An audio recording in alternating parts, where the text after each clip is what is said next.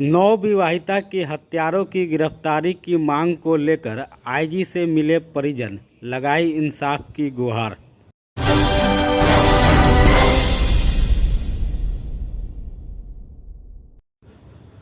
नवविवाहिता की हत्या कर देने वाले ससुराल वालों की अविलंब गिरफ्तारी की मांग को लेकर शनिवार को नवविवाहिता के परिजनों ने आईजी से मिलकर आवेदन देकर इंसाफ की गुहार लगाई है। बता दें कि माधोपुट्टी दरभंगा निवासी अंशु कुमारी की शादी 23 जून को सरिया थाना अंतर्गत दातापुर निवासी महेश द्विवेदी के पुत्र राकेश द्विवेदी से हुई थी। शादी के महज 25 दिनों बाद ही 18 जुलाई की रात उसकी मृत्यु हो गई थी। उसकी मौत कैसे हुई, ये एक रहस्य ही बना हुआ है। घर वालों का आरोप है कि पहले उनकी पुत्री को ससुराल वालों ने मार दिया और फिर उसके ऊपर तेजाब डाल दिया, जिससे उनकी पुत्री पूरी तरह से जल गई। इसमें लड़की के घर वालों ने 5 लोगों महेश द्विवेदी, राकेश द्विवेदी, रानी द्विवेदी, गायत्री द्विवेदी और मुकेश द्विवेदी को आरोपित किया है। पुलिस ने इस मामले में 2 अभियुक्तों को गिरफ्तार कर लिया है। वहीं बाकी अन्य अभियुक्तों की गिरफ्तारी की मांग इन लोगों के द्वारा की जा रही है। मेरी बेटी को जला के मार दिया गया। 23 जून को शादी हुई थी, 18 जुलाई को उसको मार दिया गया। क्या नाम था बेटी का? अंशु कुमारी। कहाँ शादी हुई थी? दातापुर। दातापुर कौन ब्लॉक में? सरैया ब्लॉक में। क्या नाम है जिन्होंने मारा है उन लोगों का? महेश द्विवेदी, रानी द्विवेदी, गायत्री द्विवेदी, राकेश द्विवेदी। लड़का का नाम क्या है? क्यों मारा गया? ये हम लोग को पता नहीं। दहेज वगैरह की मांग की जा रही थी, क्या कुछ कहा जा रहा है? हाँ, 10 लाख रुपए का मांग किया जा रहा है। इतने कम समय में हत्या कर दी गई। मतलब बेटी से आपकी बात हो रही थी हत्या से पहले? मतलब जब बेटी मरी तो नहीं, कभी कभी हल्का हो जाती थी, डरी डरी रहती थी। कोई बताती थी बेटी कुछ कि हाँ क्या हुआ है नहीं हुआ है घर में?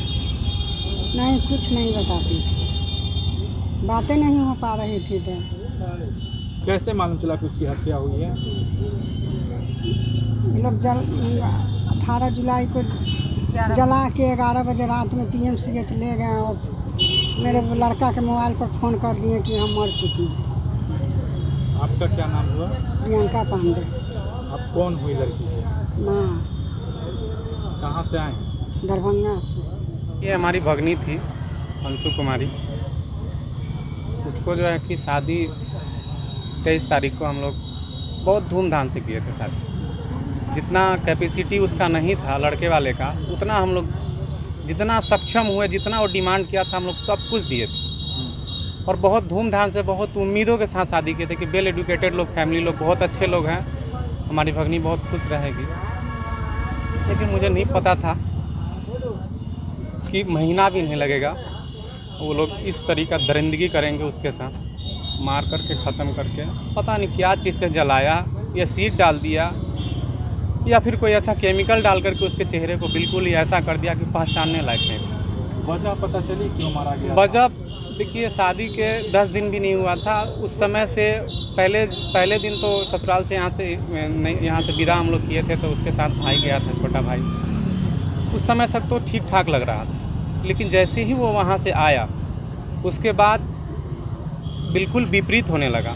न उससे बात हो पा रही थी, कोई कांटेक्ट करने चाहे तो ऐसा लगता था कि कोई उसके सामने खड़ा है और प्रेशर दबाव में वो कुछ जो है कि अपना कुछ भी पूछते थे, कैसा है बाबू, कैसे हो, ठीक हो, नहीं बताते, सीधे बोलते हाँ हाँ सब ठीक है। 10 दिन के बाद जो है कि उससे बात होना ही बंद हो गया बिल्कुल। वो व्हाट्सएप पे कुछ मैसेज करती थी और एक चीज़ हमेशा कहती थी कि आप हम लोगों को बुला लीजिए हमको यहाँ से, क्योंकि यहाँ हमको अच्छा नहीं लग रहा है ना। इस तरह का कुछ चल रहा था। उसके बाद हम लोग यहाँ से, मेरे जीजाजी जो है, जीजाजी और मेरा भांजा गया था वहाँ पे गया और बिदागरी कराने के लिए। तो वहाँ से बहुत ज़्यादा उसको जो है कि बोला गया कि देखिए आप लोग तो हमारे साथ ऐसा किए वैसा किए, मतलब पैसे की लेकर के कि हम लोग आपको जो समझे वो नहीं किए और बिदागरी अभी नहीं होगी। बहाना बना दिए कि 1.25 महीना होगा उसके बाद हम लोग बिदागरी करेंगे। ऐसा कर करके उसको बहुत प्रताड़ित कर करके भगा दिया गया। बोला कि नहीं हम बिदागरी नहीं करेंगे 1 सप्ताह के बाद, और ये पैसा का मामला जो आ रहा था वो कि हम लोगों का कुछ कमी है जो आप पूरा करिए और उसके बाद ही बिदागरी होगी। वहाँ से उसको भगा दिया गया, चला आया। उसके बाद कुछ दिनों के बाद ही 18 तारीख को सुबह में उसके बाद जो है कि वहाँ से कॉल आया कि ऐसा बात है कि आपकी बेटी जल गई है। फ़ोन आया कि आपकी बेटी जल गई है। तो लगा कि ऐसे कुछ जल गई होगी। फिर तुरंत ही सडनली उसी के तुरंत मतलब 10 मिनट भी नहीं हुआ फिर कॉल आया कि हम लोग PMCH लेके जाने। तो जल गई है। तो जब सरैया का घटना है वहाँ पे बहुत अच्छे अस्पताल है, मुजफ्फरपुर नज़दीक पड़ता है, तो बचाना रहता तो मुजफ्फरपुर लेके आते, प्राइवेट हॉस्पिटल में भर्ती करते ना, उसका परिवार था। लेकिन वैसा नहीं कि वो तो पहले से ही प्लानिंग के साथ उसको ख़त्म कर दिया, मार करके ख़त्म कर दिया और उसको छुपाने के लिए PMCH लेके गया। फिर क्या नाम था उनके हस्बैंड और ससुर वगैरह? राकेश द्विवेदी। और उसके पिताजी का नाम जो है, लड़के के पिताजी का नाम महेश द्विवेदी। किस गांव में शादी किए थे? दातापुर गांव पड़ता है, सरैया थाना। तो अभी वो लोग कहाँ हैं आरोपी? देखिए आरोपी तो PMCH लेके आया था, उसके पिताजी और वो लेके आया था, क्योंकि वो चाहता था कि इस मामला को ऐसे बना दें कि उसको लगे कि नहीं खुद से सुसाइड किया है, इसलिए वो लेके आया। तो हम लोग को पता चल चुका था कि पहले बच्ची से बात होती थी, इसके वजह से हम लोग को पता चल चुका था कि मैटर कुछ और है। तो हम दोनों को पकड़ करके हम लोग अपना स्तर से रखे हुए थे और पुलिस को बयान दिए थे कि हमारे साथ ऐसे ऐसे हुआ है। पुलिस को हम लोगों ने उसको सौंप दिए। लेकिन उसमें जो मुख्य आरोपी, जैसे घर में थी उसकी बहन, राकेश द्विवेदी की बहन ससुराल में नहीं रहती थी, वो नैहर में रहती थी अपने माँ के घर। उसकी माँ और उसकी बहन इसमें सबसे ज़्यादा भूमिका निभाने वाली है, जिसको कि प्रशासन आज तक और अभी तक नहीं पकड़ पाई है। आप कौन हुए? हम उसके मामा हुए। क्या नाम है आपका? मेरा नाम चंदन कुमार।